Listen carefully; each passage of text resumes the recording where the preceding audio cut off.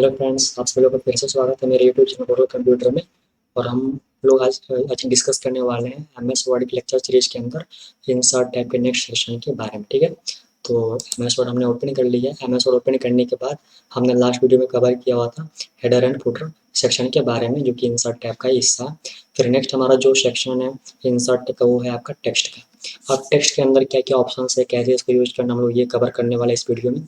ठीक है, सबसे पहले हम देखते हैं टेक्स्ट बॉक्स वाले ऑप्शन के बारे में, इसका काम क्या है। तो सपोज टेक्स्ट बॉक्स है ना, बहुत ही इंपॉर्टेंट चीज़ है, बहुत ही इंटरेस्टिंग चीज़ है। क्यों है? क्योंकि देखिए, मान लीजिए कि भाई हमने डॉक्यूमेंट पे या फिर अपने इस एमएस वर्ड के पेज पे जो भी काम करना था, हमने अपना काम वर्क कर लिया। ठीक है, तो सपोज कुछ ऐसी चीज़ें हैं जिसको हम अलग से थोड़ा सा इस डॉक्यूमेंट से थोड़ा सा अलग रखना चाहते हैं, अलग लिखना चाहते हैं। तो मान लीजिए अगर हमको इस हिस्से पे लिखना है डेट एंड टाइम, ठीक है, या फिर केवल केवल हमको डेट लिखना है, इस हिस्से में नहीं बल्कि हमको इस हिस्से में लिखना है जहाँ पे ये आपका मार्जिन सेट है रूलर का। ठीक है, क्योंकि भाई आपको भी पता है कि जो मार्जिन रूलर की मदद से सेट है, उस हिस्से में आप चाह कर भी कोई काम नहीं कर पाएंगे जब तक कि आप खुद इस रूलर को एडजस्ट ना कर दे उसके स्पेस को। ठीक है, तो ये चीज़ हो गया।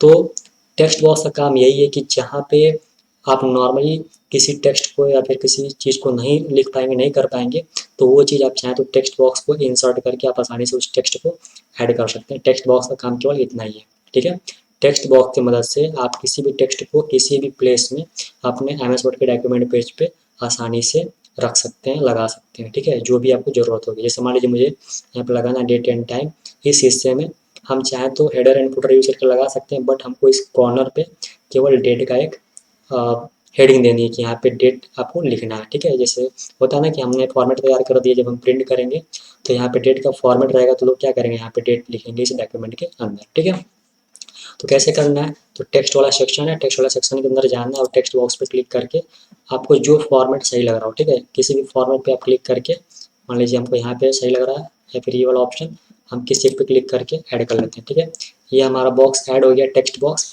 अब इसके अंदर जो भी आपको लिखना हो, कुछ लिखना हो तो आप लिख दीजिए, चाहे वो टेक्स्ट हो या फिर कुछ भी। ठीक है, जैसे होता है ना कमेंट भी लोग करते हैं।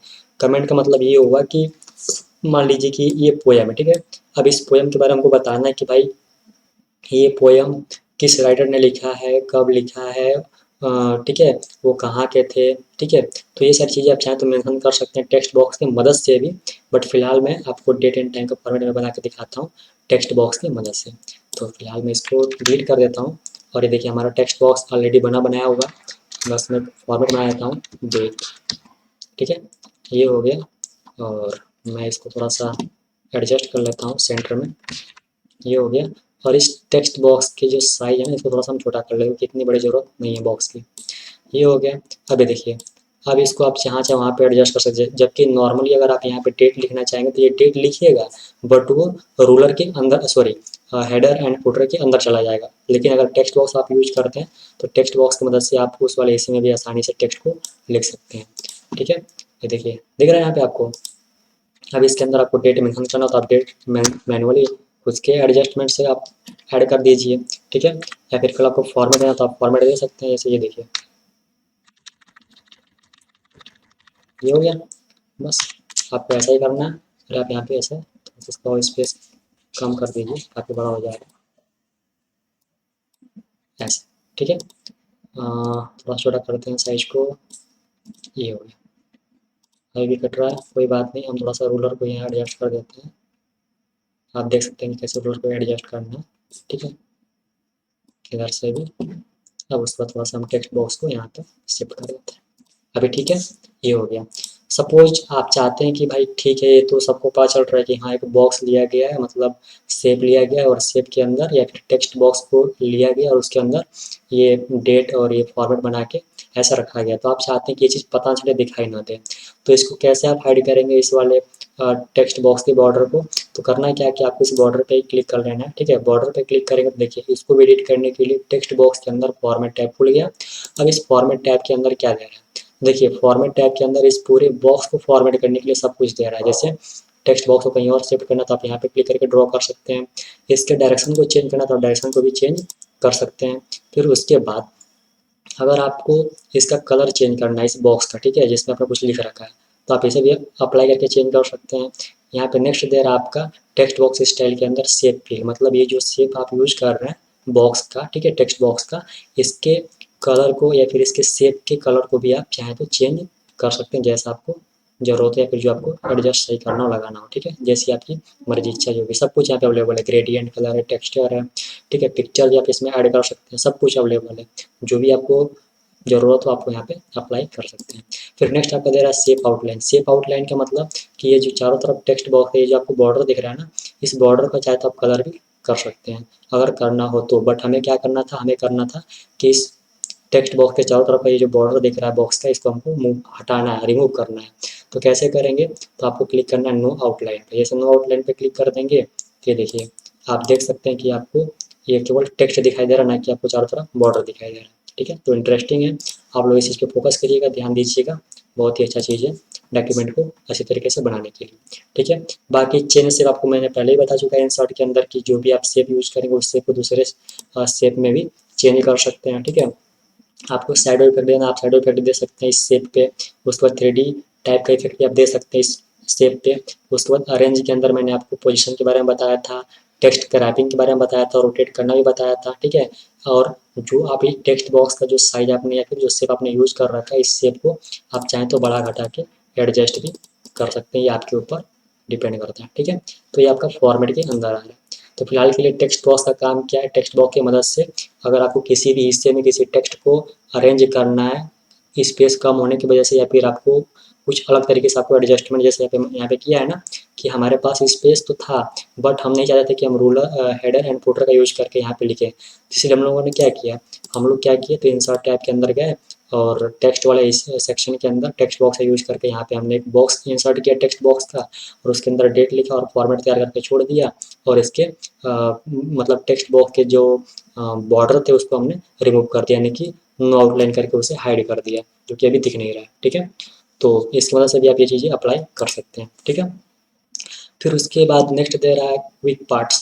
क्विक पार्ट क्या है, तो जैसे आपको बताया ना कि डॉक्यूमेंट की प्रॉपर्टी, ठीक है, डॉक्यूमेंट प्रॉपर्टी के अंदर एब्स्ट्रैक्ट है, ऑथर है, कैटेगरी से होता है ना कि मान लीजिए कि जैसे पिक्चर है, ठीक है, मान लीजिए कि पिक्चर वाला ऑप्शन है, तो मुझे ये बताना कि जो पिक्चर है किसका पिक्चर है या फिर किस टाइप का पिक्चर है, इसके बारे में कुछ प्रॉपर्टीज़ बतानी है। प्रॉपर्टीज़ का मतलब कि इसके बारे में कुछ डिटेल देना है हमको, ठीक है, इस वर्ड या फिर इस टेक्स्ट के बारे में। तो मान लीजिए मैंने यहाँ पे पिक्चर पे सेलेक्ट किया और क्विक पार्ट के अंदर जाके हमको इसको कमेंट देना है कि कमेंट क्या देना है, this picture is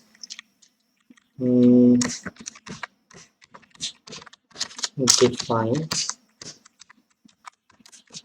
a natural beauty, ये आपका कमेंट हो गया, ठीक है।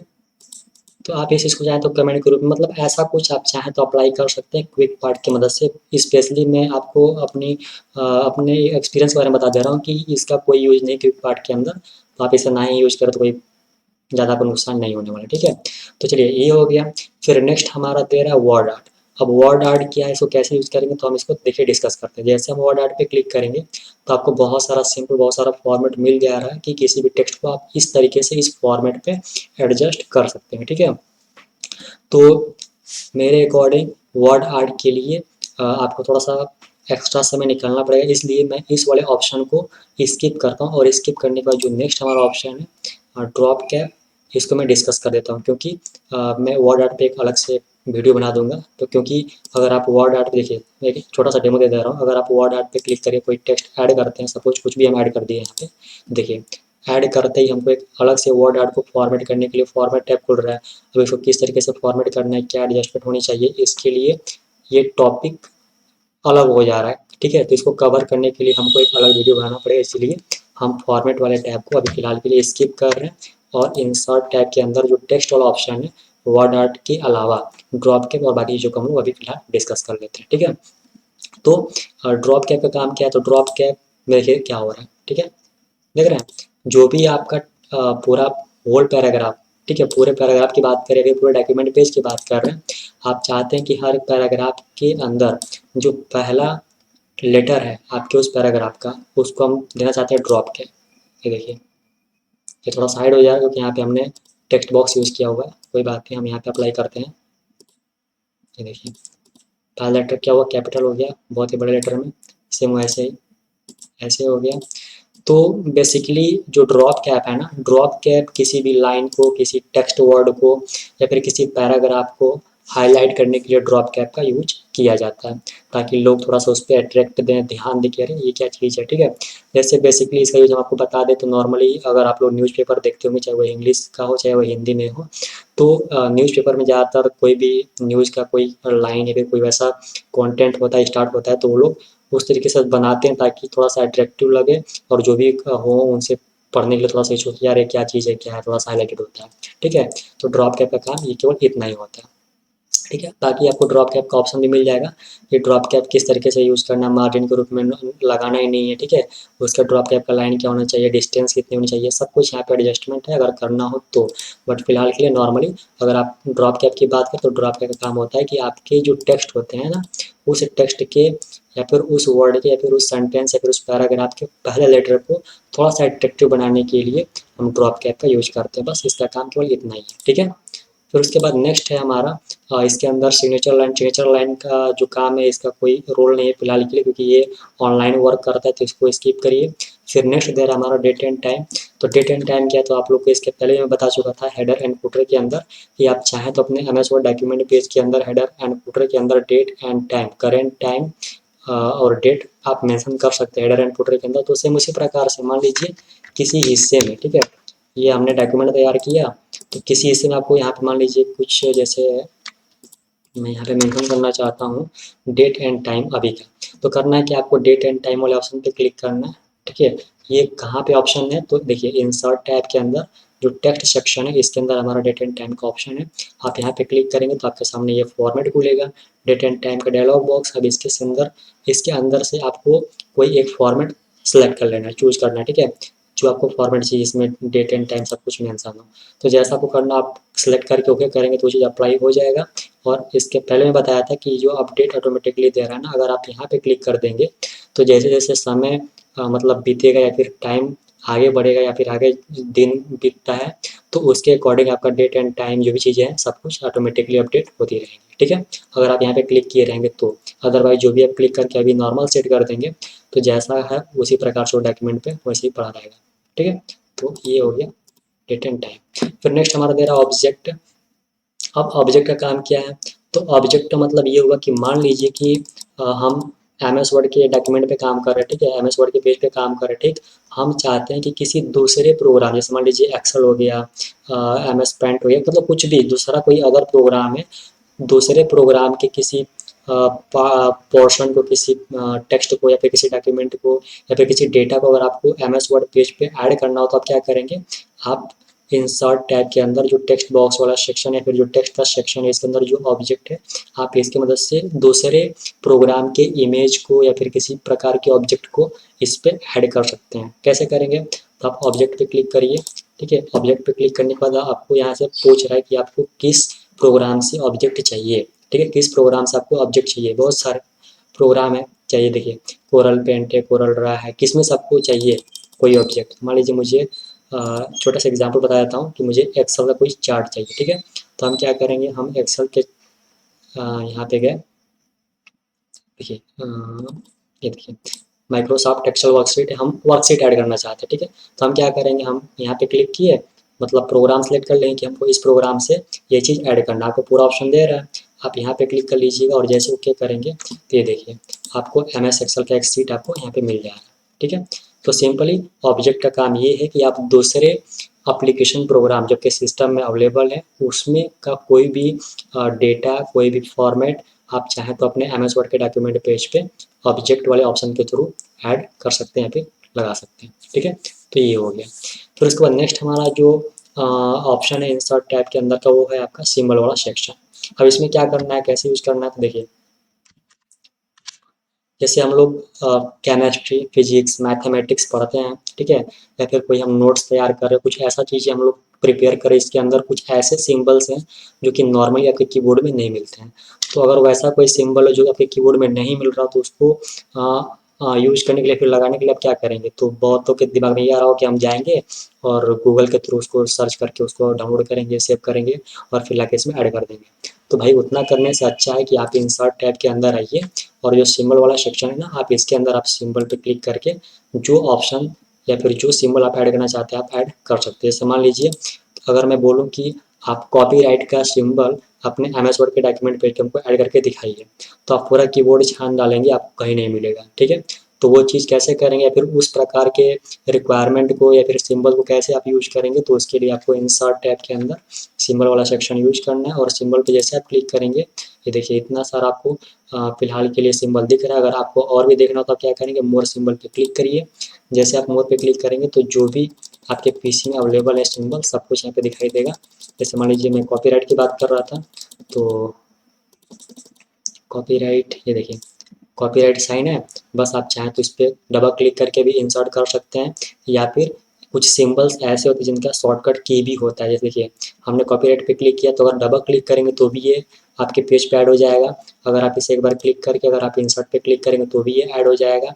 या फिर उसके अलावा ये देखिए यहाँ पे दे रहा है शॉर्टकट की, मतलब इस कॉपीराइट साइन को ऐड करने के लिए शॉर्टकट की भी है कि आल्ट बटन के साथ अगर 0169 अगर आप प्रेस करेंगे तो भी आप इस साइन को अपने इस डॉक्यूमेंट पेज पे ऐड कर सकते हैं। तो जैसा आपको सही लगे अपने हिसाब से आप लोग शॉर्टकट की भी यूज कर सकते हैं, डबल क्लिक करके भी ऐड कर सकते हैं, या फिर एक बार क्लिक करके इंसर्ट पे क्लिक करेंगे तो भी आप उस साइन को या फिर उस सिंबल को ऐड कर सकते हैं। ये देखिए ऐड हो गया, इसे हम क्लोज कर लेते हैं। इसको आप चाहें तो अपने हिसाब से बड़ा छोटा करके एडजस्ट कर लीजिए, ठीक है। तो ये हो गया, ठीक है। तो ये हो गया आपका सिंबल। फिर इसी सिंबल के अंदर नेक्स्ट आपका ऑप्शन दे रहा है इक्वेशन। इक्वेशन का मतलब कुछ ऐसे मैथमेटिकल फंक्शंस या फिर फॉर्मूले होते हैं जिसको हम लोग को यूज करने के लिए कीबोर्ड के अंदर कितना भी मेहनत कर ले वो चीज़ें नहीं हो पाता, ठीक है। तो उसको हम कैसे अप्लाई करेंगे, कैसे एडजस्ट करेंगे, तो वो काम हम करते हैं इक्वेशन की मदद से। कैसे करेंगे, तो मान लीजिए कुछ ऐसा, फॉर एग्जाम्पल मान लीजिए मैं आपको बोल दूँ भाई मैट्रिक्स का कुछ क्वेश्चन मैं दे रहा हूँ, उसे तुम टाइप करके मुझे एक क्वेश्चन पेपर तैयार करके दो मैथ का, मैट्रिक्स टॉपिक पे।